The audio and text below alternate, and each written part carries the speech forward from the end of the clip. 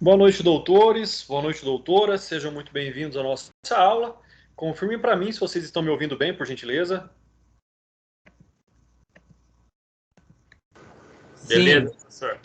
Maravilha, pessoal. Lembrando aí que amanhã, dia 19, nós teremos uma live sobre a CPA, a Comissão Própria de Avaliação da Universidade do Brasil. E desde já aqui já convido a todos para amanhã, às 19 horas, que vocês possam acompanhar a live aí, tá bom?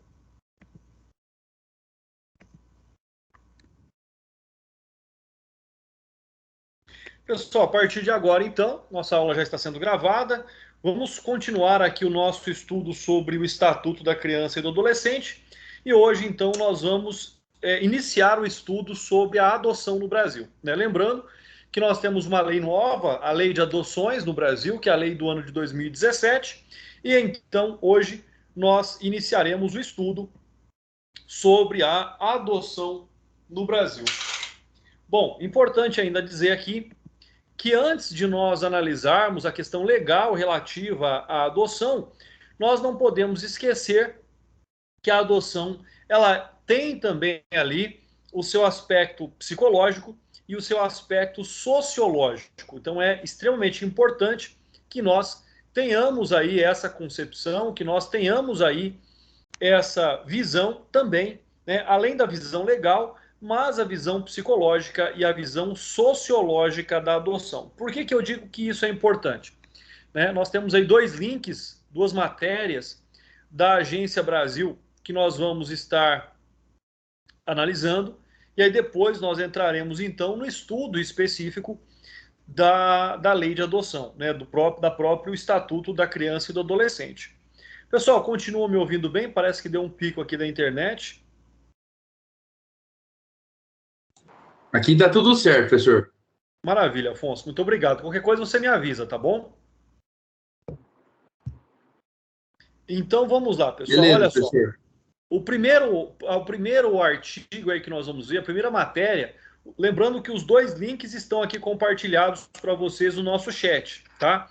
Então a primeira matéria está aí compartilhada na tela com vocês.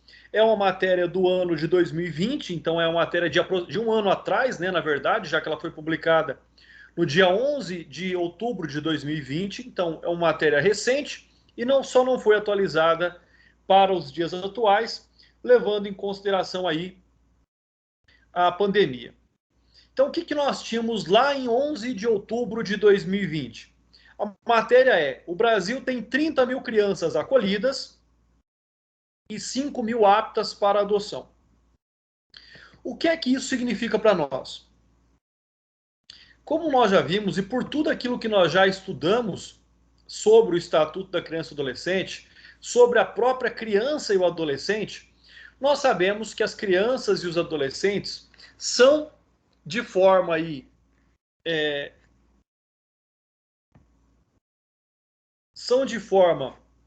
legal acolhidas, institucionalizadas como uma medida de exceção. Então, esse é um primeiro aspecto que nós devemos aqui considerar, que a criança nunca deve ser retirada da sua família biológica, senão numa situação emergencial ou senão numa situação em que não haja extrema necessidade. E se isso vier a acontecer, se isso vier a se considerar, que seja por um período transitório, ou seja, que esse período de institucionalização, que esse período em colocação em famílias substitutas, não ultrapasse o período de 18 meses. Então, tudo isso nós já estudamos, tudo isso não é novidade para nós.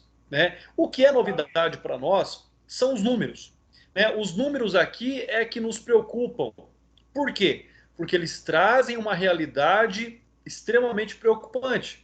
E uma realidade que, até certo ponto, nós não conseguimos encontrar ali uma determinada coerência. Então, esse é um outro aspecto que nós devemos aí observar. Exemplo: o Brasil tem, então, 30.967 crianças acolhidas em unidades de abrigo e 5.154 aptas para serem adotadas. Lembrando que esses números são de 11/10/2020.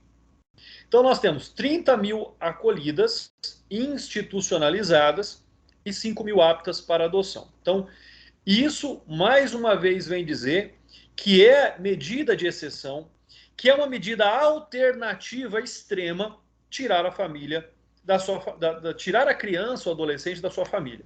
E mais extremo ainda é a extinção, é o rompimento do vínculo parental. Então, esse é um outro aspecto que nós também aqui devemos considerar, ou seja, a extinção do vínculo do poder familiar é ainda uma medida mais excepcional, é ainda uma medida que merece aí, que precisa de uma observação, que precisa de uma análise técnica muito mais apurada, né? Por quê? Porque ela vai causar, logicamente, impactos legais, impactos jurídicos e impactos sociais.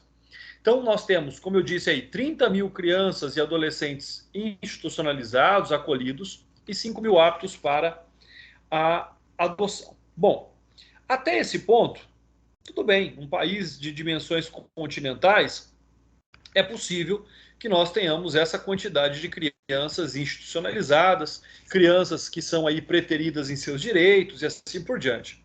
Agora, o que vai levar aqui para nós em consideração são os números dessas crianças, né? E o que é que isso significa dizer? Significa dizer que, como eu disse, essas crianças institucionalizadas não devem ficar mais do que 18 meses numa instituição, porque esse seria um período mínimo necessário para que os problemas fossem resolvidos na esfera da sua família. Né? 1 ano e meio é bastante tempo. E um outro aspecto é que as famílias não podem estar abandonadas do Estado. As famílias não podem estar deixadas à margem do Estado. Por quê? Porque, como todos nós sabemos, e vocês já viram isso em sociologia, vocês já ouviram isso em outras matérias, a família é a célula máter da sociedade. Se alguma coisa vai mal na família, isso vai refletir na sociedade. Não tem como uma família estar mal e a sociedade estar bem e vice-versa. Não tem como a sociedade estar bem se as famílias, de uma forma geral, se encontram aí desorganizadas. Então, esse é um aspecto que nós devemos também observar. Um outro aspecto é que o Estado não tem condição de acolher todas as crianças que devem ou que precisam, mesmo que temporariamente, ser institucionalizadas. Ou seja, nós só temos aí 4.533 locais, na verdade, aqui, que servem, que têm finalidade de abrigo, tá bom? Então, pessoal, esse é um fato também extremamente importante. Nós não temos no país locais em quantidade de vagas aí para acolher todas as crianças que devem ser institucionalizadas, né? Acolhidas pelo Estado, seja de forma momentânea, temporária, ou seja, por um tempo mais prolongado, ou até mesmo até que sejam adotadas, tá? Pessoal, lembrando também aqui, já vendo que o colega colocou o nome, o RA no chat, a chamada será feita nominal ao final da nossa aula, tá bom? Então, não há necessidade de colocar o nome e o RA no chat, porque a chamada será feita nominal ao final da nossa aula. Vamos então aí aos números dessas crianças, desses adolescentes, que são postos em adoção. Então, primeiro nós temos que compreender, nós temos que ter aqui uma visão panorâmica de quem são, né, essas crianças e esses adolescentes expostos, colocados, né, à adoção. Então, toda essa visão social, pessoal, ela é fundamental para que nós possamos estudar aí a legalidade deste tema, né? Por que isso é importante? Eu já fui no passado professor de cursinho preparatório para a OAB e preparatório para concursos públicos, né? Eu lecionei lá em Catanduva. Então, ou seja, o que é que se vê? O que é que se ouve dos alunos? A faculdade não prepara para a prática, a faculdade não prepara para a vida, a faculdade não prepara para a OAB, né? E com base nisso tudo, é onde eu tento sempre trazer aí essa visão social, essa visão prática da aplicação da nossa legislação. né? E é isso que a perspectiva do que nós estamos analisando agora vem trazer para nós. Então, olha só, observem aqui. De todas as crianças acolhidas, nós temos, no total de meninas e meninos acolhidos, 7.997 tem até 6 anos de idade. A maioria dos abrigos é de adolescentes. Os abrigados é de adolescentes. São 5.886 de 12 a 15 anos e 8.634 com mais de 15 anos. Ou seja, e a distribuição por gênero é praticamente igual. 50,7% de meninos e 49,3% de meninas. Com base nesses números, com base nessas informações aqui da Agência Brasil, o que nós observamos? Nós, de fato, observamos que a conta não fecha.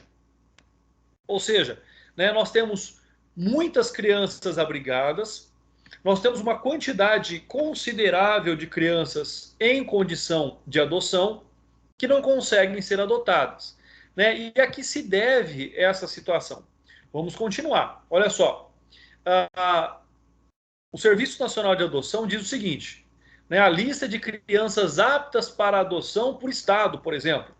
Então nós temos estado de São Paulo, lá em 2020, 1.075 crianças aptas à adoção, Minas Gerais, 677, Rio Grande do Sul, 648, Paraná, 519, Rio de Janeiro, 493, né? E ainda, de acordo com o sistema do CNJ, 3.702 crianças em processo de adoção e 36 mil pretendentes disponíveis. É aqui que eu quero uma reflexão de vocês. Né? Olha só, né? Por que a conta não fecha? Por que é que nós temos quase 10 vezes mais pretendentes a adotantes e nós não conseguimos ter essa adoção? Nós não conseguimos zerar esse número de crianças e adolescentes aguardando a adoção. Por que é que isso não acontece? Por que não? Mas nós vamos ter essas respostas ainda hoje, né? Com base em pesquisas reais, nós vamos ter essas respostas aqui ainda hoje. Então, guardem essa perspectiva. 3.702 crianças em processo de adoção, 36.155 pretendentes disponíveis. E temos aí, né, aproximadamente 5.000 crianças aguardando aptas para serem adotadas. Então vamos lá. O processo de adoção, pessoal. Nós temos que lembrar que o processo de adoção, ele é extremamente importante. E ele tem que ser minimamente pensado para que possa, de uma forma geral, garantir o direito das crianças e dos adolescentes a esse processo de adoção. Então, o que é que significa dizer? Significa dizer que essas crianças, esses adolescentes, e principalmente os adolescentes, já trazem uma carga emocional de abandono, já trazem uma carga emocional, né, de desrespeito aos seus direitos, de violência, seja psicológica, seja física. Então, isso já existe.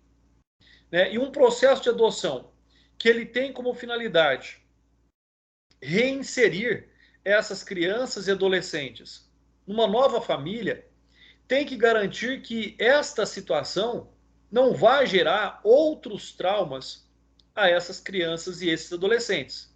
Né? Então, esse é um fato, esta é uma perspectiva que muitas vezes as pessoas criticam, dizendo, olha, é um procedimento muito moroso, é um procedimento muito complexo, mas ele tem que ser, porque ele deve existir para garantir, ele deve existir para que essas crianças não sejam novamente submetidas à condição do desrespeito à sua dignidade, na condição do desrespeito à sua vida. Então, o processo de adoção, ele logicamente é um processo legal, não é um processo simples, é um processo legal. As pessoas têm que preencher requisitos para que elas possam aí se candidatar a pretensos adotantes. Então, o primeiro passo, olha só, é procurar a vara da infância e da juventude da sua região. Lá, a pessoa obterá informações específicas sobre o processo, receberá uma lista de documentos pessoais a serem apresentados, como, por exemplo, cópia do CPF, identidade, certidão de casamento ou de união estável, comprovante de residência, comprovante de bons antecedentes criminais e o atestado de saúde física e mental. Pessoal, falando aqui em comprovante de bons antecedentes criminais, na verdade o que existe é um comprovante de ausência, né, de antecedentes criminais, né? Então, essa é uma outra perspectiva que nós temos que ter. Pessoal, mais uma vez avisando que a nossa chamada será feita nominal ao final da nossa aula, tá bom? Aqueles que estão chegando agora, para que fiquem cientes aí, nos acompanhem até o final da aula, porque a chamada será nominal. Bom, e aí só, pessoal, é só isso? É só apresentar a documentação? É claro que não, né? Na verdade, aqueles que têm o desejo de adotar uma criança ou um adolescente, eles devem também participar de um curso de preparação psicossocial e jurídica voltada para a adoção. Por que que esse curso ele é extremamente importante? Porque a vinda, a presença de uma criança ou de um adolescente numa família, ela vai mudar essa família. A família tem que estar apta a se adaptar, né? Ela tem que estar disposta a se adaptar a esta nova realidade, né? Ser pai, não importa se é ser pai biológico ou ser pai adotivo, até porque legalmente não existe diferença entre pais ou filhos que sejam naturais ou adotivos, né? Mas tem que estar consciente de que a vida muda, de que a vida sofre alterações a partir do momento em que você tem um novo membro naquela família. Então esse é um aspecto que deve ser considerado. Por isso, né, que os pais eles devem demonstrar, primeiro, a saúde física e mental apta para se candidatar a adotante, participar desse curso de preparação psicossocial e jurídica voltada para a adoção. Então, entender o que significa adoção, né? Entender que a adoção é o ato de constituição, é o ato de declaração do poder familiar, né? É a responsabilidade irrevogável, irrenunciável que existe, né? Que compete aos pais sobre o aspecto de que a partir daquele momento eles são responsáveis por aquelas crianças, por aquela criança, por aquele adolescente. Um outro fato também é que nesse curso os candidatos a adotantes adquirem uma noção mais ampla da importância da preparação emocional de toda a família e de todas as mudanças que virão com a chegada do novo integrante. Então, quem é que deve estar inserido nesse processo de adoção? Os pais, e aqui não importa se é um casal hétero ou se é um casal homo, não importa, né? Lembrando também que a adoção pode ser realizada por pessoas solteiras. Então nós temos a possibilidade de casais adotarem, nós temos a possibilidade de ser uma pessoa solteira a adotar, né? Conforme nós veremos mais adiante, nós temos a possibilidade de pessoas separadas adotarem. Então todos esses aspectos, todas essas circunstâncias devem aí, logicamente, ser analisada sobre esse aspecto. Pessoal, quando nós falamos desse procedimento para adoção, nós passamos aqui então para o nosso outro texto a ser analisado, a nossa outra matéria a ser analisada, também aí da Agência Brasil, né, com base nas informações do CNJ, então extremamente confiável. Então o que nós temos a respeito disso? Olha só, a Agência Brasil explica o processo de adoção no país. O Brasil tem atualmente 4.900 crianças e adolescentes para adoção. Lembrando que essa matéria é anterior à que nós já vimos. Ela é de 24 de fevereiro de 2020. Então, olha como aumentou também de 4.900, passou para mais de 5.000 crianças em outubro. E como deve ser analisado, então, o processo de adoção sob uma perspectiva sociológica, sob uma perspectiva fisiológica, né, psicológica. Como é que isso deve ser analisado?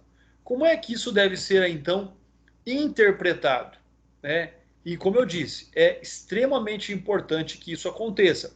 Nós já vimos, né, sobre a perspectiva de que a pessoa interessada na adoção tem que procurar a vara da infância e da juventude. Por que eu digo isso? Porque no Brasil foi criada uma espécie de adoção ilegal chamada de adoção à brasileira. Né? O que é adoção à brasileira? A pessoa começava tinha guarda de fato daquela criança ou adolescente, ou seja, começava a cuidar daquela criança ou adolescente, começava a tratar como se filho fosse, ia no cartório de registro civil e registrava como se fosse seu filho biológico, ou seja, uma fraude, né? Esse é um aspecto, pessoal, para que vocês possam compreender o que eu estou dizendo. Esse é um aspecto que gera o preconceito sobre a adoção. Por que mentir? Por que esconder que o filho não é adotivo? Né? Que como algumas pessoas gostam de utilizar o termo, e eu acho que é um termo correto, por que não dizer que é o filho do coração, não é o filho do ventre? Né? Então, ou seja, sobre todas essas perspectivas, é onde este é um fato hoje considerado criminoso no Brasil. Né? O único processo reconhecido que pode gerar o poder familiar é a adoção, e a adoção é um processo judicial. Então nós já vimos que tem que lá procurar a vara da infância e da juventude da sua região, da sua comarca. A pessoa será inscrita num cadastro estadual e nacional, né? Tem que ali apresentar os seus documentos que são exigidos, tem que participar daquele curso de preparação psicossocial que nós já falamos, né? E aí vem o detalhe que nós não comentamos ainda. O que acontece após esse curso psicossocial? Acabou? Está pronto para adotar? Ainda não. Né? Primeiro ele tem que ser aprovado. Ele tem que ser recomendado por uma equipe multiprofissional, psicólogos e assistentes sociais que assessoram o juiz da infância e da juventude. Então a pessoa tem que provar que está apta à adoção. Esse é um aspecto. Pessoal, não é só querer, é ter capacidade para ser. Uma criança não pode ser adotada por alguém que tem transtornos mentais, alguém que tem uma bipolaridade, por exemplo. Né? Nós temos que resguardar, prevenir, proteger sempre o melhor interesse da criança e do adolescente. Professor, Então, oi, pode falar, doutor. em relação à renda da pessoa. Doutor, não se exige, logicamente, que a pessoa seja rica. O que se exige é que, pela força do seu trabalho, ela tenha condição de dar uma vida digna aos filhos. O que é uma vida digna? Condições mínimas de subsistência, alimentação, vestuário, educação. Né? É lógico que uma família, pobreza não inibe que alguém seja pai. Né? Pessoas pobres podem ser pais, mas condições mínimas devem ser garantidas para que alguém possa ser adotante. Eu estou falando em questões extremas. Né? A pessoa é trabalhador, recebe lá um salário mensal, a esposa é trabalhadora, recebe um trabalho mensal, sem problema. Isso não inibe aqui a adoção. Agora, se a família está passando fome, se a família já vive no estado de extrema miséria e quer adotar alguém, por exemplo, com o intuito de ter lá um benefício assistencial, logicamente que ela não vai preencher os requisitos para adoção. Por quê? Porque ali não estão garantidos os direitos mínimos da criança e do adolescente. Então, tem que demonstrar condições mínimas de subsistência com dignidade, de vivência com dignidade. Mas não se exige renda mínima, ou que seja rica, ou que vá oferecer escola particular, viagens. Não, nada disso é condição essencial para uma vida com dignidade. Entendeu, doutor? Obrigado, professor. Doutor, eu que agradeço. E essa é uma pergunta, essa é uma situação extremamente importante, porque quando nós falamos de adoção, nós não podemos esquecer da destituição do poder familiar. E nenhum pai, nenhuma mãe perderá a guarda dos seus filhos por ser pobre, doutor, porque aí também é falha do Estado.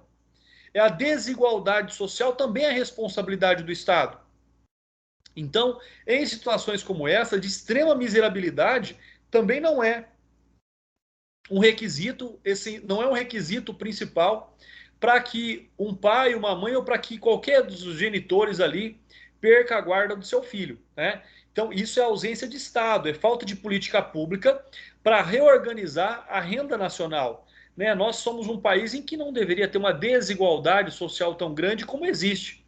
Então, tem dois aspectos. Primeiro, ser pobre não é um impeditivo para adotar, ser pobre não é uma causa para perder a guarda dos filhos. Lógico que a extrema miséria, a ausência de condição de subsistência, logicamente que você não vai colocar uma criança numa família que passa fome.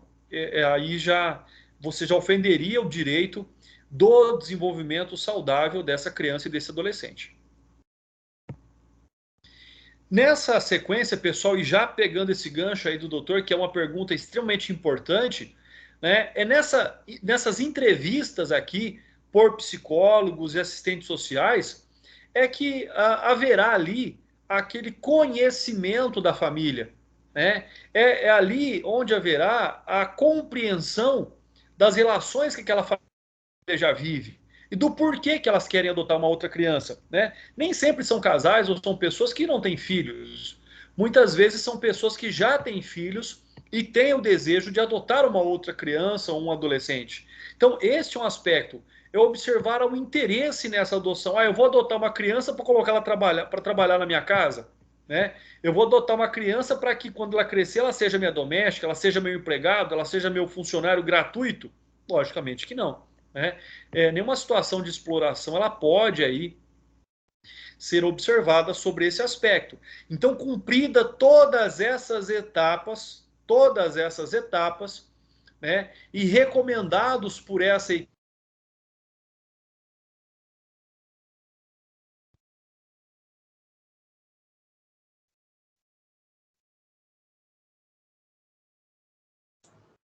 Professor, aqui para mim travou, não tô te ouvindo, não.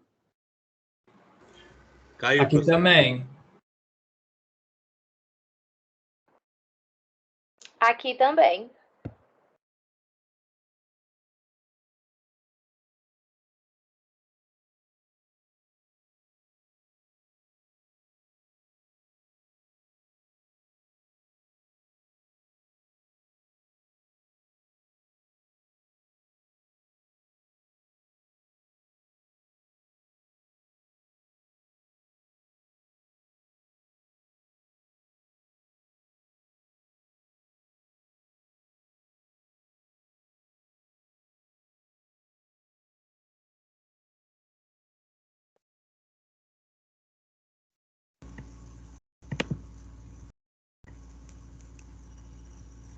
Alô, pessoal, vocês estão me ouvindo agora? Sim. Então tá, joia. Pessoal, não sei o que aconteceu aqui, meu Teams fechou. Deixa eu compartilhar a tela novamente.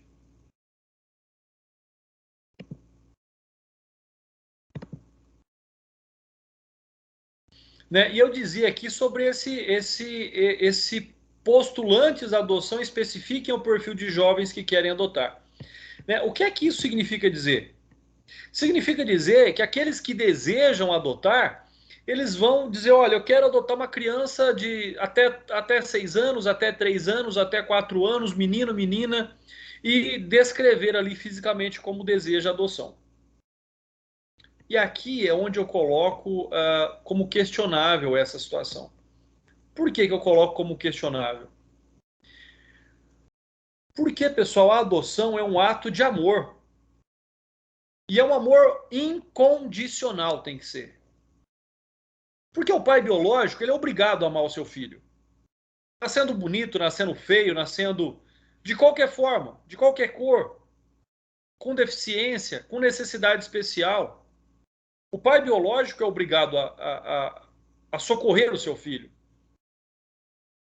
Agora, o pai adotivo vai escolher um filho? Vai escolher o sexo? Vai escolher a idade? Vai escolher o biotipo? Magrinho? Não magrinho? Vai escolher cor dos olhos? Cor do cabelo? Aparência?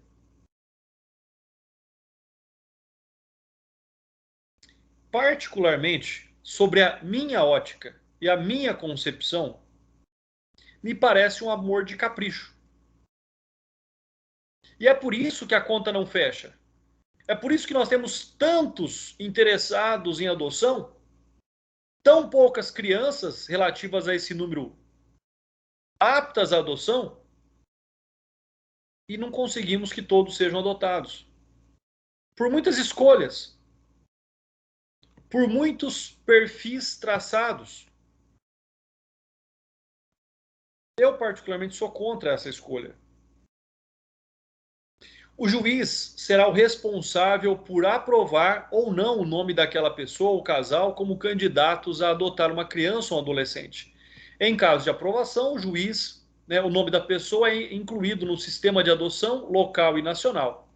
Ela poderá acolher uma criança tanto da comarca do seu domicílio, como também de outras comarcas. Então aí começa, de fato, o processo de adoção. Começa, de fato, o procedimento de conhecimento, de localização dessa criança para ser adotada e o estágio de convivência. Adotar uma criança, no entanto, é uma tarefa mais complexa do que a simples passo a passo. Envolve uma mudança de vida e na rotina de várias pessoas, e principalmente o bem-estar da criança, que muitas vezes vem de um lar turbulento, com um passado de violações aos seus direitos e precisa de um novo e amoroso lar para retomar a sua história. Então, pessoal, daqui para frente, nós vamos ver algumas perguntas e respostas do Dr. Walter Gomes, que é o supervisor de adoção da Vara da Infância e da Juventude do Distrito Federal. E é com base nessas perguntas e respostas que eu peço que vocês reflitam sobre o que significa adoção. Olha só. Primeira pergunta, da Agência Brasil. O que os candidatos a pais adotivos precisam saber antes de acolher uma criança? Qual foi a resposta do Dr. Walter Gomes? A legislação define a adoção como irrevogável. É para sempre. A adoção não é um test drive e não pode ser concebida desta forma, porque você transformará a criança em um mero objeto. A criança e adolescentes têm sentimentos, desejos, passaram por uma história sofrida, por violação de direitos. A nova família deve criar condições para que esses problemas que eles carregam sejam resolvidos. Por quê? Quando há devolução, essa desistência representa uma nova experiência de abandono para a criança. Então, o que é que essa resposta diz para nós?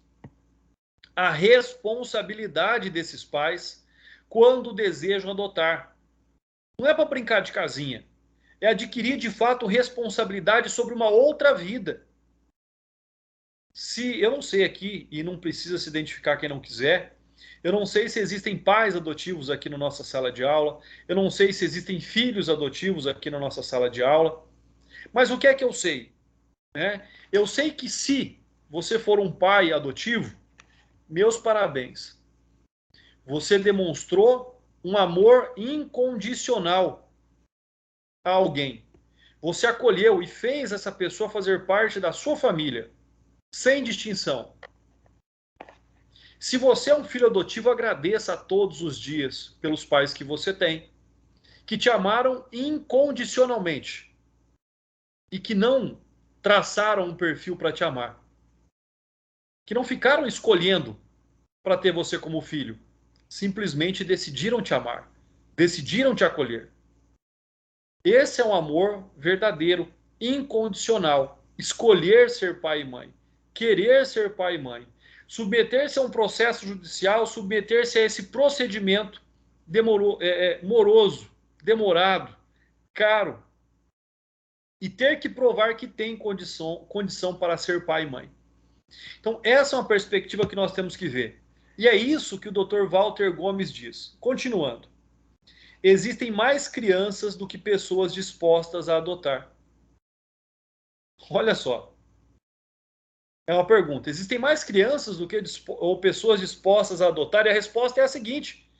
Temos em todo o Brasil 42 mil famílias aptas e disponíveis para adotar no Sistema Nacional.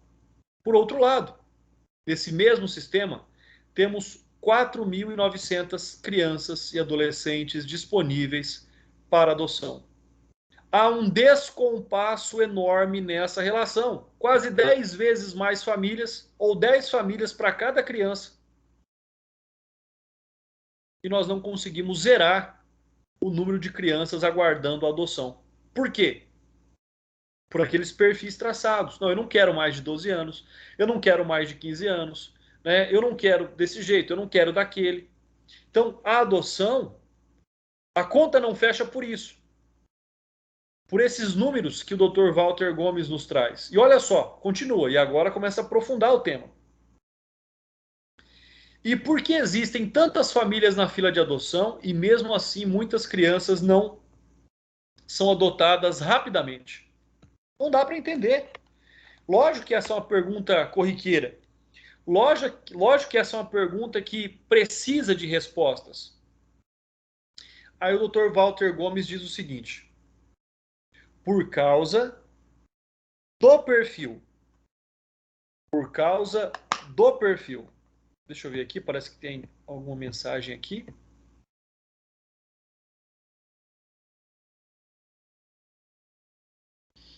Né? O que isso significa dizer? Por que tem tantas famílias querendo adotar? Tem muito menos crianças à disposição para adoção e todas as crianças não conseguem ser adotadas. Por causa do perfil. Os jovens disponíveis no sistema de adoção são, na grande maioria, pré-adolescentes ou adolescentes, que fazem parte de grupos de irmãos, de 2 até 7 membros.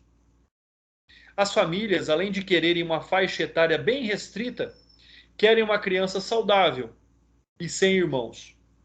Esse perfil cercado de exigências é muito difícil de ser acolhido num curto espaço de tempo. O resultado final são famílias que há muitos anos na fila de espera e indignadas com a justiça infanto-juvenil, dizendo que é por causa da burocracia ou da má vontade, quando, na verdade, o perfil escolhido pelas famílias traz o ônus da longa espera. E aí continua, a Agência Brasil vai se aprofundando no tema. E por que, vamos voltar aqui, e por que há essa preferência? Aí vem a resposta. Muitos acreditam que adotar um adolescente implicará em maiores dificuldades, porque o adolescente já tem um padrão de conduta estabelecido e tem valores, e a possibilidade dele criar resistência a se adaptar aos valores da família será maior. Ou seja, as pessoas também não querem ceder. Elas querem uma criancinha pequena para poder moldar conforme o seu jeito. E também tem casos onde há tentativa de mascarar aquele acolhimento adotivo ao longo do tempo, tentando passar a mensagem de que é um filho natural. Isso acontece. Em muitos casos se detecta um preconceito disfarçado, que é o que eu falei para vocês lá no início e dei o exemplo da adoção brasileira. Agora, pessoal, o que mais me tocou quando eu dei essa aula hoje pela manhã foi essa pergunta. De fato me emocionou. Os jovens disponíveis para adoção também têm exigências do perfil da família que querem? Né? O que nós temos que saber sobre isso? Que os jovens, os adolescentes a partir dos 12 anos, também são ouvidos. E, logicamente, que eles não são obrigados a serem adotados por uma família que eles não querem. Eles já têm o direito de escolha. Não, olha, essa família eu não gostei, eu não me adaptei, eu não quero ser adotado por eles. Então, acima de 12 anos, eles já são ouvidos. Eles já têm que concordar com essa adoção. Eles não podem ser obrigados a serem adotados por alguém. Pessoal, só avisando aqui novamente, tá bom? Para quem está chegando agora na aula, não precisa colocar o nome e o RA no chat, porque a chamada vai ser feita nominal ao final da aula, tá bom? Então, quem está chegando agora, já às 19h45, né, não precisa colocar aí o nome no chat. Não vai ser feita a chamada pelo chat, ela vai ser feita a chamada nominal. Então, olha só, mais uma vez, e essa talvez seja a pergunta mais sensível aqui. Os jovens disponíveis para adoção também têm exigências de perfil de família que querem? E o Dr. Walter Gomes diz o seguinte: seja qual for a adoção, o essencial é a qualidade do afeto que vai ser injetado no processo de construção do vínculo. As famílias cercam o perfil daquela criança de exigências. E de outro lado, esses jovens querem uma família afetiva. E quem possam chamar de pai e mãe é a grande exigência que eles têm. Então, os jovens que estão ali na fila de adoção só querem que os seus direitos sejam garantidos. Só querem um lar harmônico. Só querem um lar amoroso e alguém que eles possam chamar de pai e mãe. Uma família que respeite a identidade deles e os acolha com muito amor. Há um desbalanceamento de exigências. Quem quer adotar tem tantas exigências. E quem quer ser adotado só quer um lar. Olha como isso é profundo, pessoal. Olha como eu acho que ele foi sutil demais aqui, né? Um desbalanceamento de exigências. Particularmente falando, eu acho que há um desbalanceamento de caráter aqui. Né? Querer escolher, querer por capricho, colocar tantas exigências na hora de ser pai e mãe. Mas esse é o meu posicionamento. Eu sou totalmente favorável à adoção. Aqueles que decidem adotar têm todo o meu respeito e admiração. Mas quem fica fazendo exigência demais para ser pai e mãe não pode, sobre a minha ótica, receber esse mesmo afeto. Continuo aqui as perguntas e as respostas. Nós temos ainda, por instituição da nova lei de adoções, né, da lei 13.509 de 2017, nós temos a criação da figura do apadrinhamento. Então, qual é a figura do apadrinhamento e da adoção? Né? Aqui, em rápidas palavras, eu explicando, o apadrinhamento são pessoas que querem ter um contato e querem fazer parte, de alguma forma, da vida de uma criança ou de um adolescente, sem ter o desejo de adoção. E o Dr. Walter Gomes disse que o apadrinhamento é um instituto recém-regulado pela Lei 13.509 de 2017. O objeto dela é garantir à criança ou adolescente em regime de acolhimento institucional vivenciar vínculos comunitários. Não vão ser pais, não vão ser mães, mas é alguém do mundo externo à instituição que passa a ter ali um carinho, que passa ali a ter um contato social com essa criança e esse adolescente. O padrinho não assume qualquer responsabilidade ou compromisso de assumir a guarda ou a adoção. O apadrinhamento afetivo não pode ser atrelado à guarda ou à adoção. Continuo aqui dizendo, pessoal, já caminhando para o final. O que o interessado em ser padrinho tem que fazer? Esse padrinho tem que passar por um curso também de preparação, tem que compreender como é a dinâmica de uma criança ou de um adolescente institucionalizado. Existem regras dentro dessa instituição de acolhimento, né? Os horários a que ele pode visitar, sair com a criança ou adolescente, e o padrinho, logicamente, ele procura ser uma referência de afeto social para aquele jovem. A última pergunta: as mesmas crianças e adolescentes no sistema de adoção também podem ser apadrinhadas? E aí vem um dado importante. A quem é destinado o apadrinhamento de um modo específico ou recomendável? E o Dr. Walter Gomes ele é muito distinto nesse aspecto. Ele diz, olha, para nós é inconcebível o apadrinhamento de crianças com menos de 7 anos. Por quê? Porque essas são as crianças que têm maiores chances de serem adotadas. Achamos conveniente que o apadrinhamento possa envolver os perfis de difícil colocação em família substituta, pré-adolescentes e adolescentes, famílias de irmãos.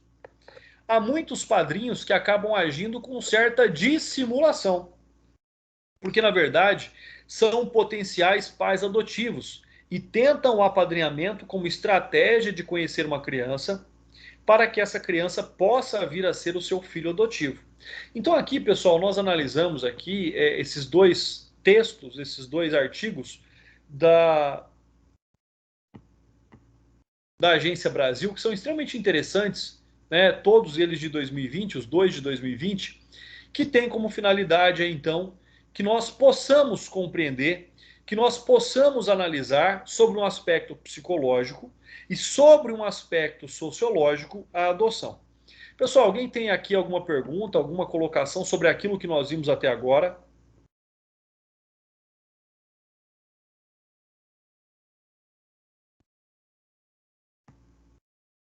Alguém gostaria de fazer um comentário sobre tantos aspectos que nós vimos até agora? Se nem uma pessoa, uma mulher grávida, tem como escolher mais ou menos na barriga como que ela quer a criança, imagina quem vai adotar. Exatamente, doutor. É essa perspectiva. Porque o pai biológico, como eu disse, a criança pode nascer com uma deficiência, a criança pode nascer de N formas que os pais não esperam. Pode ter uma síndrome.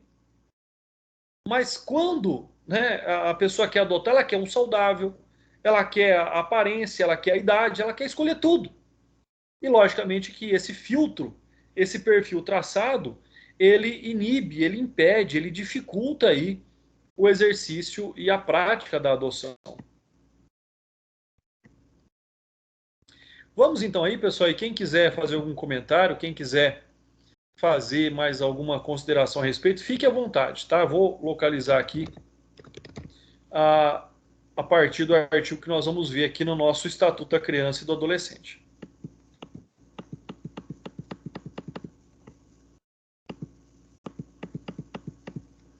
Já vimos a guarda, já vimos a tutela, e aí vamos agora então falar um pouquinho sobre a adoção. Subseção 4 da adoção, pessoal, vamos lá. Vamos analisar os artigos do ECA já atualizados com a lei de adoção, com a lei 13.509 de 2017, e aí eu vou fazendo mais algumas considerações sobre a adoção. É importante, é fundamental que nós façamos aí essas considerações, que nós possamos observar agora o texto da lei de acordo com toda essa análise que nós estamos aqui fazendo desde as 19 horas, há quase uma hora já, sobre a adoção, sobre uma análise psicológica e sobre uma análise social. Então, o que é que diz aqui a legislação? Nós vamos ver aqui do artigo 39 até o artigo 46. Primeiro, a adoção de criança e adolescente reger-se-á segundo o disposto nesta lei. Lembrando que a aplicação da lei fria e inerte ao caso concreto ela é diferente. A aplicação prática da lei, né, sobre sentimentos, sobre argumentos e sobre direitos, ela é diferente. Ela vai produzir resultados diferentes. Parágrafo 1º. A adoção é uma medida excepcional e irrevogável, a qual se deve recorrer apenas quando esgotados os recursos de manutenção da criança e do adolescente na família natural ou extensa, na forma do parágrafo único do artigo 25. O que nós já vimos sobre o artigo 25? Família natural é a família biológica. Família extensa são tios, avós, alguém que também tem ali um vínculo biológico para com a criança ou adolescente, que deles cuide. Então, sempre, né, a adoção, a destituição do poder familiar é uma medida de exceção. É uma medida que só deve ser aplicada em último caso quando o Estado, agindo sobre a família, não tem condição, não tem hipótese ali de manutenção da criança no seu seio familiar. É vedada a adoção por procuração. Alguém saberia me dizer por que não pode ter adoção por procuração?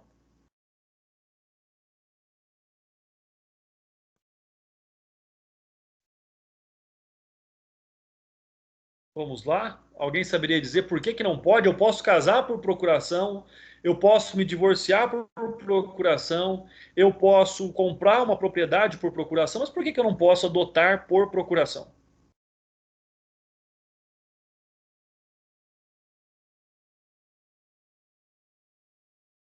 Vamos lá, pessoal. Gabriel Chapi, que aí tem alguma ideia? Por que não pode adotar por procuração? Vou começar a chamar os nomes aqui.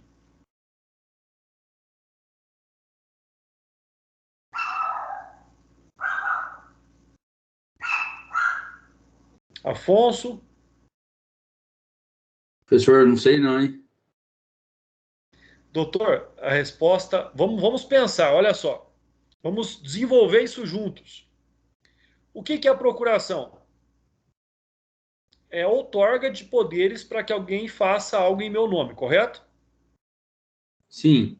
Como é que um pai, né, como é que o procurador, ou melhor, como é que aquele que outorga a procuração vai criar vínculos com a criança por procuração? Tem como ele participar do estágio probatório, daquela convivência, para criar um vínculo com a criança? Não. Exatamente por isso. Então, ou seja, por que não pode adotar por procuração? Porque não tem como mandar uma criança ou um adolescente para um lar sem que ele conheça seus pais. É um processo de aproximação, é um processo de conhecimento, é um processo de formação de vínculos afetivos. E o vínculo não pode ser com o procurador. O vínculo tem que ser com o pai, com a mãe. Então é por isso que nós não podemos, né, não se admite aqui nos termos do parágrafo 2º, a adoção por procuração. Ou seja, é vedado, é proibido a adoção por meio de procuração. Por quê? Porque os pais precisam estar presentes. Os adotantes precisam estar presentes para que eles possam conhecer, para que a criança ou adolescente possa, né, nesse conhecimento, nessa convivência, criar os vínculos afetivos. Então, esse é um aspecto importante. Parágrafo 3º. Em caso de conflito entre os direitos e interesses do adotando, quem é o adotando? Adotando é a criança ou adolescente. E de outras pessoas, inclusive seus pais biológicos, devem prevalecer os direitos e os interesses do adotando. Então, esse é um outro aspecto importante, né? Sobre todos esses direitos deve prevalecer ali o melhor interesse da criança e do adolescente. Artigo 40. O adotando, ou seja, a criança ou adolescente, deve contar com, no máximo, 18 anos a data do pedido, salvo se já estiver sob guarda ou tutela dos adotantes. Então, o que nós temos aqui? O processo de adoção só existe em razão de menores de idade. Até posso dar entrada num processo de adoção, né, daqueles que estão próximos de completar a maioridade, mas eu não posso adotar alguém que já tenha mais do que 18 anos. Quando a homologação, quando a sentença que declarar a adoção for prolatada pelo juiz, talvez esse adolescente já tenha completado 18 anos, mas o que diz aqui é que tenha que ser dado entrada quando ele ainda era menor de idade. Artigo 41. A adoção atribui a condição de filho ao adotado, com os mesmos direitos e deveres, inclusive sucessórios, ou seja, né, sucessório significa dizer que ele será o herdeiro do seu adotante, né, desligando-o de qualquer vínculo para com os pais e parentes, salvo os impedimentos matrimoniais. Né? Quando vocês estudarem esse tema lá em Direito Civil, o que vocês vão observar?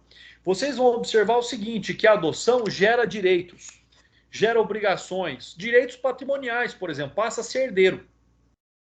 O que nós temos a respeito ainda? Nós temos aqui ainda o fato de que, né, os vínculos com os parentes, com os pais biológicos, eles são obrigatoriamente rompidos, salvo os matrimoniais. Eu não posso permitir, por exemplo, que dois irmãos se casem, né, que alguém case com o tio ou com a tia sem saber, por exemplo. Então, ou seja, esse é um fato que ainda ali preserva essas informações somente para fins matrimoniais. E dali para frente, todos os vínculos foram, então, rompidos. Parágrafo 1º. Se um dos cônjuges ou concubino adota o filho do outro, mantém-se os vínculos de filiação entre o adotado e o cônjuge ou concubino do adotante e os respectivos parentes. Pessoal, esse termo concubino já não se utiliza mais, já está ultrapassado. Eu, há alguns anos atrás, melhor dizendo, há muitos anos atrás, no início da minha carreira na advocacia, eu fiz um processo de adoção unilateral para um cliente. Ele era convivente com uma mulher. Essa mulher tinha uma filha. Essa criança não tinha na sua certidão de nascimento os dados do seu pai biológico, não conhecia, não tinha nenhum contato. E esse senhor, então, teve o interesse em adotá-la para que sua filha fosse a partir daquele momento. Né, o processo foi um sucesso. Nós conseguimos a adoção unilateral, ou seja, ele adotou a filha da sua convivente, ou seja, os dois passaram a ser, então, pais e mães, perdão, pai e mãe daquela criança, né? Alguns anos depois, esse casal acabou se separando, e aí? Ele continuou pai da criança? É lógico, é irrenunciável, é irrevogável, né? E aí foi se discutir no divórcio, então, a pensão alimentícia, o direito de visita, porque ele tinha, de fato, ali amor de pai por aquela menina. Então, é isso que diz aí o parágrafo 1º. Parágrafo 2º. É recíproco o direito sucessório entre o adotado, seus descendentes, o adotante, seus ascendentes, descendentes e colaterais até o 4º grau, observada a ordem de vocação hereditária. Em direito civil, vocês vão ver que os parentes mais próximos excluem os mais remotos, né? Então, ou seja, tanto o adotante passa a ser herdeiro do seu pai adotivo, como vice-versa. Se futuramente esse adotando, né, maior de idade, falece e deixa patrimônio e não deixa herdeiros, descendentes, o seu pai adotivo será o seu herdeiro direto. Então é vice-versa, né? Os direitos são aqui recíprocos. Artigo 42. Artigo 42. Podem adotar os maiores de 18 anos, independentemente do estado civil, conforme eu já havia dito para vocês. O adotante pode ser solteiro, o adotante pode ser casado, né? O que se exige é que ele seja maior de idade. Né? Interessante aqui também que não podem adotar os ascendentes e os irmãos do adotando. Não podem adotar os ascendentes e os irmãos do adotando. Então, ou seja, né, o avô pode adotar o neto? Não. O irmão pode adotar o irmão? Não. Tá? Isso já existem outros institutos que nós já vimos, que é a guarda e que é a tutela. Para a adoção conjunta, é indispensável que os adotantes sejam casados civilmente ou mantenham a união estável, comprovada a estabilidade da família. Então, ou seja, no momento do pedido da adoção, ou tem que ser casado, ou tem que estar em união estável. Vocês vão ver que em nenhum momento fala aqui sobre a necessidade, sobre a presença indispensável de ser homem e mulher esse casal. Diz que tem que ter ali o vínculo de constituição da família. É isso que diz. Tá? Então, ou seja, o que nós observamos aqui, o que nós vemos aqui no parágrafo 2º é que, primeiro, não faz distinção de gênero. Segundo, não faz distinção de estado civil. Né? Mas exige que, em sendo um casal, os dois têm que concordar com a adoção. Não pode um casal quando somente a mulher adota a criança e o marido não deseja aquela criança. Por quê? Porque isso vai contra a formação de vínculos familiares. Parágrafo 3º. Professor, Oi, doutor, pode falar. essa união estável tem um tempo, tipo, que eles consideram ou não? Doutor, não tem. A união estável, nos termos do Código Civil, ela diz que considera-se união estável quando duas pessoas estão juntas com o desejo de constituir família, tá? Então, hoje, união estável, antigamente até se falava num período sim, o doutor tem até razão em perguntar, mas atualmente nós não temos mais essa exigência. Atualmente nós não temos mais essa questão temporal para a constatação da união estável. Um casal, né, que esteja convivendo constantemente, continuamente, com o desejo de constituir família. Isso já é união estável, tá? Então não tem tempo. Tem essa convivência com o desejo de constituir família. Isso já é considerado união estável. União estável precisa de documento? Nenhum. Aí eu preciso fazer uma escritura pública de união estável? Não. O simples fato de conviver com o intuito de constituir família, de ser visto pela sociedade como um casal, já é um requisito para a constituição da união estável. Aí vem mais uma pergunta, só para complementar. Precisa morar na mesma casa? Não. Muitos casais hoje moram em casas separadas e nem por isso deixam de ser casais. Mas são reconhecidos como família, como esposo e esposa, esposo e esposo, ou esposa e esposa. Então, essa constituição, como esse casal é visto na sociedade, é o requisito para a constituição da união estável. Então Parágrafo Ô, doutor, Sim, mais uma pergunta. Então eles comprovariam isso com testemunha, no caso? com testemunhas, comprova, por exemplo, com a continha do mercado lá na vendinha da esquina, né? Chama lá o dono, o seu Manuel da padaria. Seu Manuel, o fulano e o fulano, ou a fulana e a fulana, e assim por diante. Qualquer tipo de constituição familiar são marido e mulher?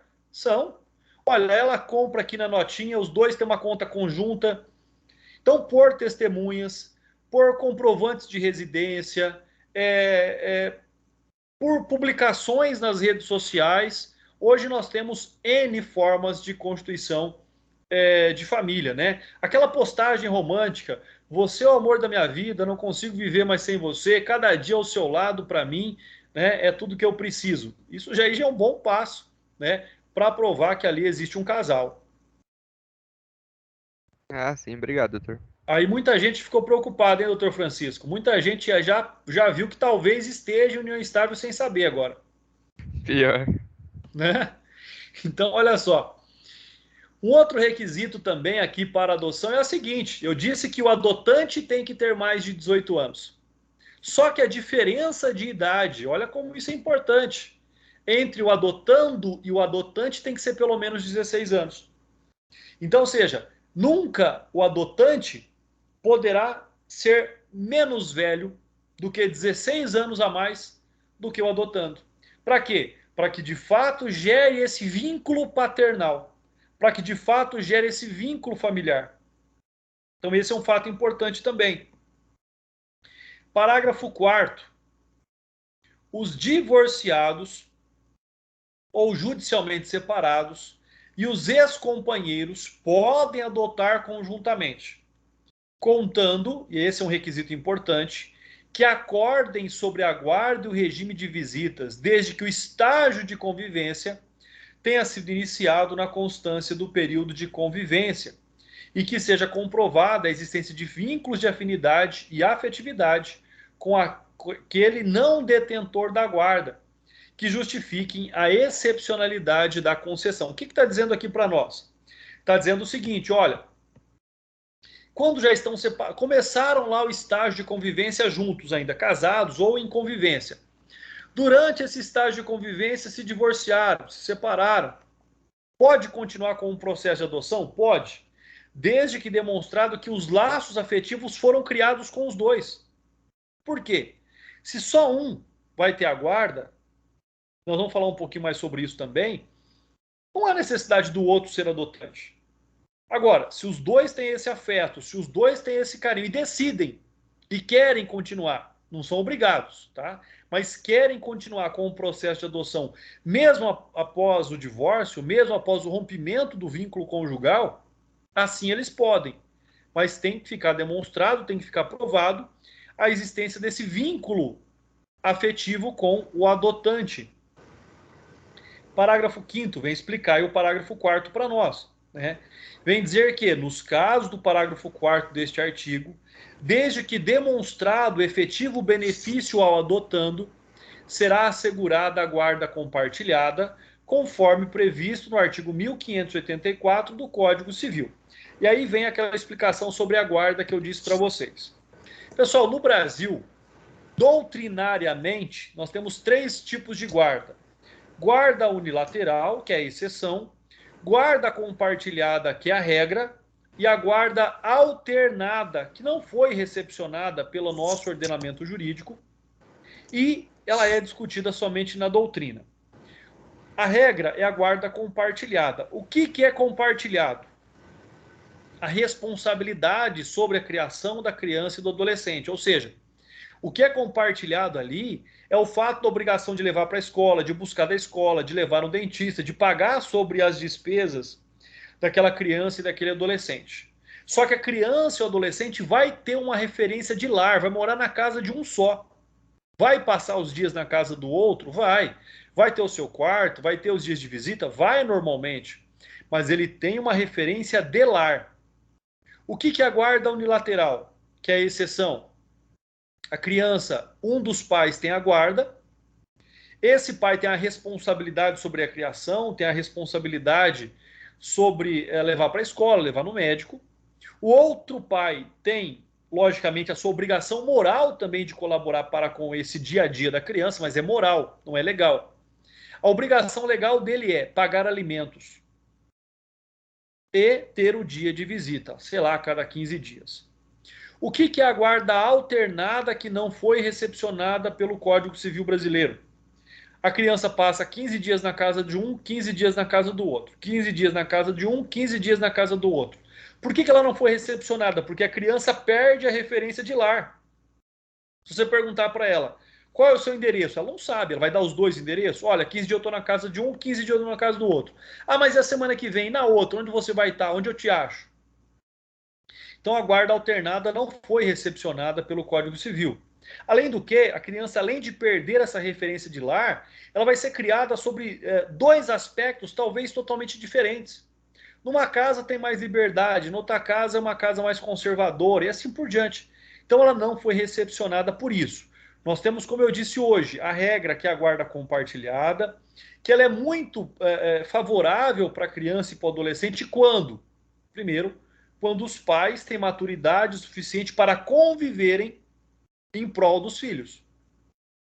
A guarda unilateral, os pais não convivem, não conseguem conviver, então um tem a guarda, o outro tem direito à visita e obrigação de pagar alimentos. E a guarda alternada, como eu já disse, não foi recepcionada pelo Código Civil Brasileiro. Parágrafo 6º. A adoção poderá ser deferida ao adotante que, após inequívoca manifestação da vontade, vier a falecer no curso do procedimento, antes de prolatada a sentença. Ou seja, o processo de adoção correu normalmente, teve o estágio de convivência, laços afetivos foram criados, o adotante manifestou o seu desejo de adotar e morreu. Não deu tempo, morreu antes da homologação da sentença. Assim ainda, o juiz pode homologar essa sentença para quê? Para que ela gere direitos sucessórios, para que esse adotando seja herdeiro do adotante agora falecido. Artigo 43. A adoção será deferida quando apresentar reais vantagens para o adotando e fundar-se em motivos legítimos. Olha, por que você quer adotar? Qual é a vantagem para o adotando fazer parte da sua família? É responder essas perguntas. Artigo 44. Enquanto não der conta da sua administração e saldar o seu alcance, não pode o tutor ou o curador adotar o pupilo ou o curatelado. O que significa isso? O tutor e o curador administram as posses, os bens, muitas vezes, dos pupilos e dos curatelados. Ou seja, para que ele possa adotar, ele tem que provar, ele tem que prestar contas de que ele está ali administrando os bens dessa criança ou desse adolescente sem interesse próprio. Ou seja, que ele não está lesando patrimonialmente essa criança ou esse adolescente. Então, por isso que ele tem que provar, tem que prestar contas, sobre a sua atuação. Artigo 45. A adoção depende do consentimento dos pais ou do representante legal do adotando. Quando isso é possível, pessoal? Naquela hipótese que nós já vimos, quando os pais, quando a mãe, ou quando os pais conjuntamente decidem entregar o filho para adoção. Então ali eles precisam concordar. Eles não foram destituídos do poder familiar, eles não querem exercer o poder familiar e entregam o filho para adoção. Nós já falamos bastante sobre isso. Então, naquela hipótese, deve ali haver o consentimento. Mas o que é importante dizer? Aquilo que diz o parágrafo 1º.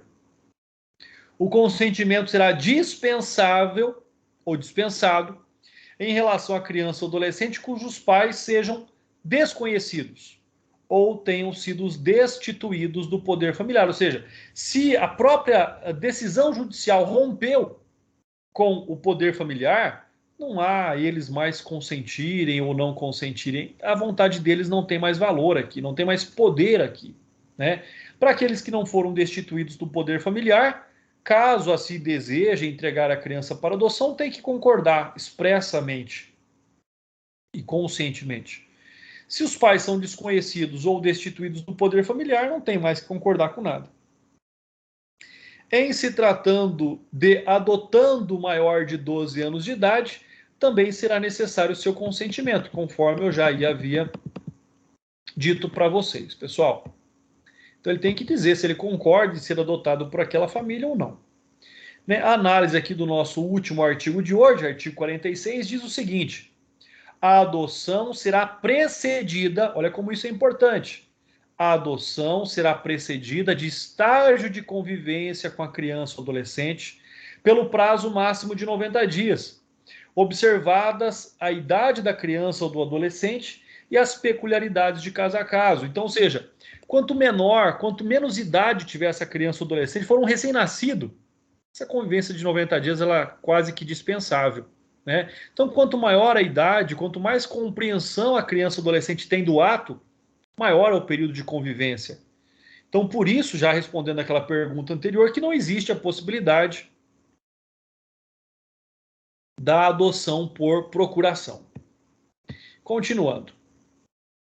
Parágrafo 1º. O estágio de convivência poderá ser dispensado se o adotando já estiver sob a tutela ou guarda do adotante durante tempo suficiente para que seja possível avaliar a convivência da constituição do vínculo. Então, ou seja, se aquela pessoa que deseja adotar já tem a guarda, já está convivendo com a criança e com o adolescente, o estágio de convivência, logicamente que ele fica ali superado, tá? Agora, é guarda, olha o que está dizendo aqui, legal, tutela. Por que eu estou dizendo isso? Porque no parágrafo 2º diz assim: a simples guarda de fato não autoriza por si só a dispensa da realização de estágio de convivência. Qual a diferença da guarda de fato para a guarda legal? Guarda legal é deferida por um juiz de direito. Guarda de fato é uma situação de fato. É alguém que cuida de uma criança, de um adolescente sem uma autorização legal. Então, essa guarda não conta, não dispensa o estágio de convivência. Parágrafo 2º, letra A. O prazo máximo estabelecido no CAPT, ou seja, 90 dias, pode ser prorrogado por até igual período, mediante decisão fundamentada da autoridade judiciária. Então, por aqueles laudos da psicóloga, da assistente social, pode ser recomendado que esse estágio possa ser prorrogado por até 180 dias. Parágrafo 3º. Em caso de adoção por pessoa ou casal residente ou domiciliado fora do país, vírgula. E aqui eu estou dizendo o seguinte, eu não estou dizendo só os estrangeiros, estou dizendo também os brasileiros que moram fora do país. Por quê? Porque a preferência de adoção é sempre a seguinte: primeiro, por pessoas do país. Segundo, por pessoas do país que moram fora. Ou por estrangeiros. E existem situações ainda mais específicas. Por exemplo, a adoção de indígenas. Recomenda-se que também seja feita por indígenas e de preferência da mesma etnia. Né? Adoção de crianças de origem quilombola, que sejam feitas também por pessoas de origem e que possam manter a tradição e a cultura quilombola. Então, existem ainda questões mais específicas sobre a adoção. Né? Então, esse é um fato importante, ou seja, quando a adoção for por alguém, independente se é um nacional ou um estrangeiro, que mora fora do país, isso complica um pouco. Primeiro porque ele vai ter que vir para cá. E ele vai ter que cumprir esse estágio de convivência para ver se os vínculos afetivos são criados para que o juiz possa avaliar ou não a possibilidade dessa adoção. O período de convivência é no mínimo de 30 dias, no máximo de 45 dias, que pode ser prorrogado por igual período. Ou seja, pode chegar lá, aos 90 dias também, o estágio de convivência por pessoas que moram fora do país. E aqui fica mais uma ressalva, né? A adoção, por exemplo, por estrangeiros. Tudo é muito mais complicado quando não se fala a mesma língua, quando não se tem os mesmos costumes. E tudo isso deve ser levado, então, em consideração também. Parágrafo 3º, letra A.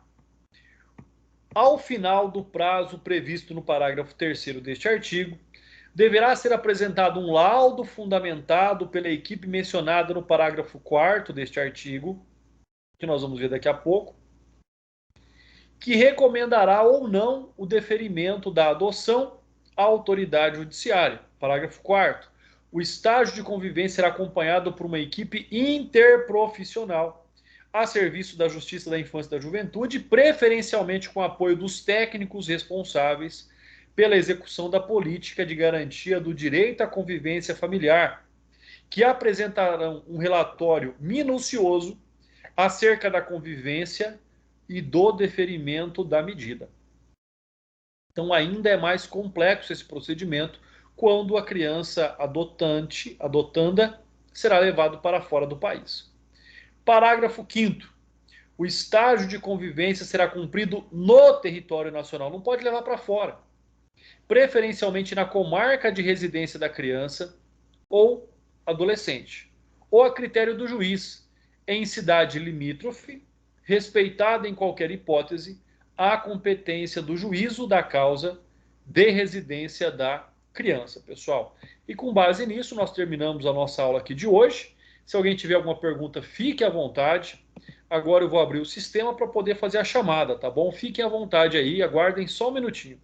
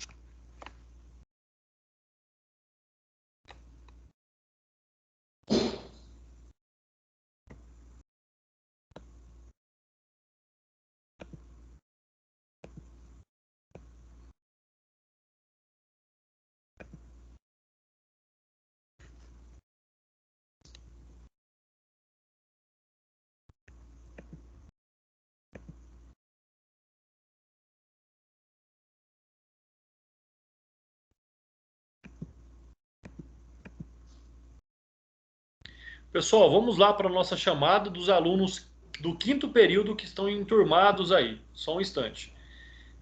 Claudemir,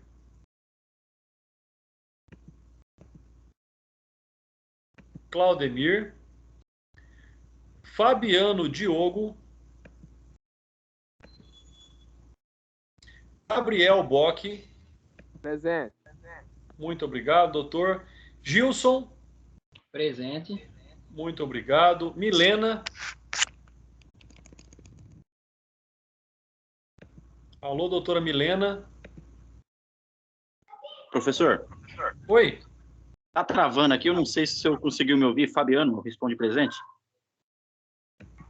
Deixa eu verificar. Fabiano não tinha ouvido, doutor. Muito obrigado pela informação aí, tá bom? Obrigado. Eu que agradeço. Natália dos Santos. Presente. Muito obrigado. Raquel. Doutora Raquel. Rodrigo César. Presente, professor.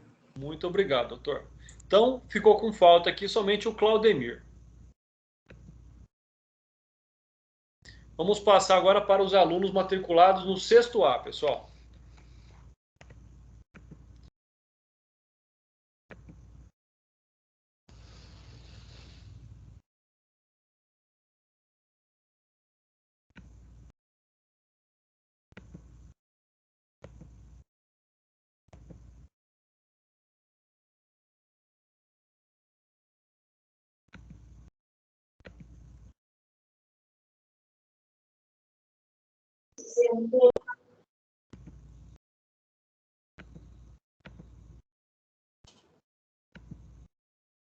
Afonso, Presente.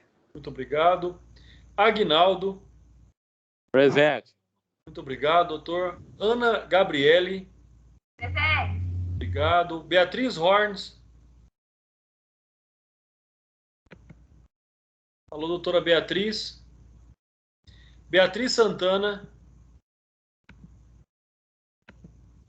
Presente. muito obrigado. Betânia Brito, Presente, professor. muito obrigado, doutora. Briane, Presente. muito obrigado. Bruno Christian, Presente. muito obrigado. Bruno Henrique Duran. Bruno, acho que levantou a mão aqui, deixa eu verificar. Tá no chat, professor. Isso, maravilha. Muito obrigado, doutor Bruno Duran. Vejo aqui já a sua manifestação, muito obrigado.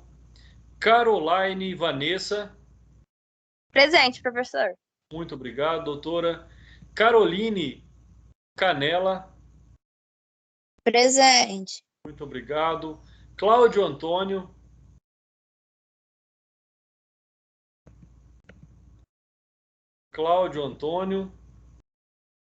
Kleber Júnior, Presente, professor.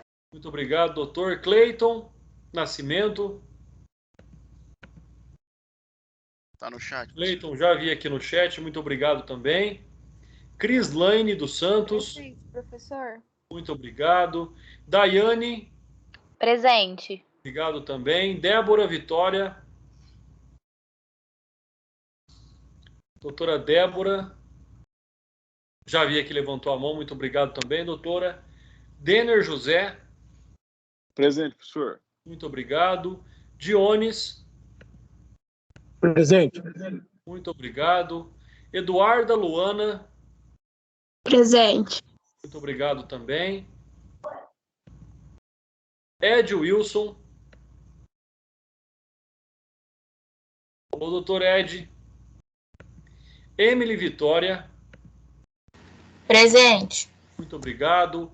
Evelyn Eduarda, Professor, a Evelyn tá sem microfone. tá joia também. Já vi aqui a manifestação dela. Muito obrigado, doutora, pela ajuda. Fabrício Sangali, Presente, professor. muito obrigado. Felipe Romaneg.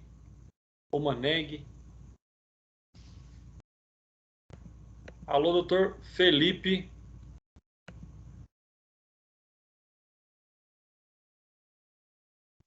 Felipe da Silva, Presente. muito obrigado. Felipe Eduardo.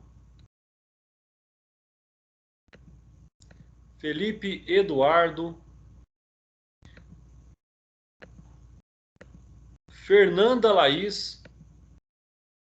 Presente, professor. Obrigado, doutora. Fernando Amaro. Presente. Muito obrigado. Francinara.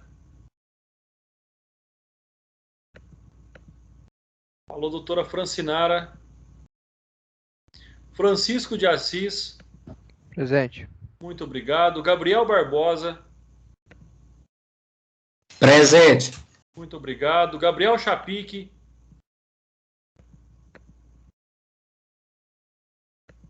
Alô, doutor Gabriel Chapique.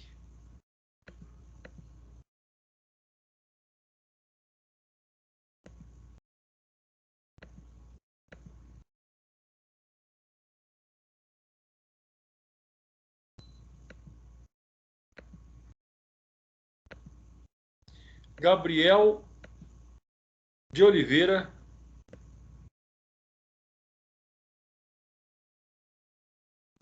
Gabriel de Oliveira. Gabriel Garcia. Gabriel Ribeiro. Opa, Gabriel Garcia, já vi aqui, doutor, muito obrigado. Gabriel Ribeiro.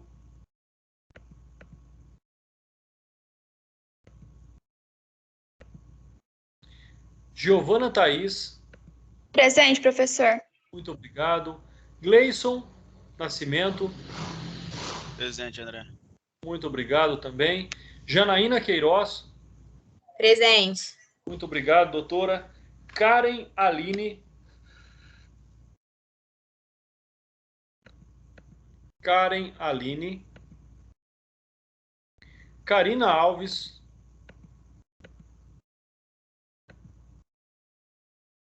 Lennon Henrique.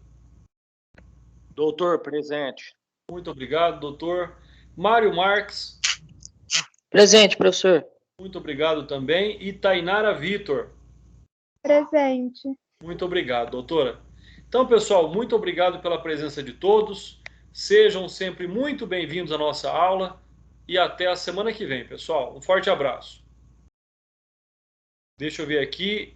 Gabriel Garcia. Vamos verificar aqui, doutor, se foi feita a chamada aqui do seu nome, se foi registrada a presença. Deixa eu ver, só um instante.